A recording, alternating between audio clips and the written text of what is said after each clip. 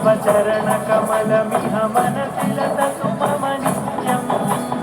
गरुडगमन तव चरणकमलमिह मनसि लसतु मम नित्यम्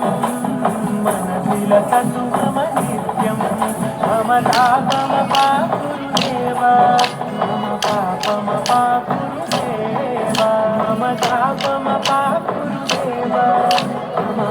मम गुरुदेव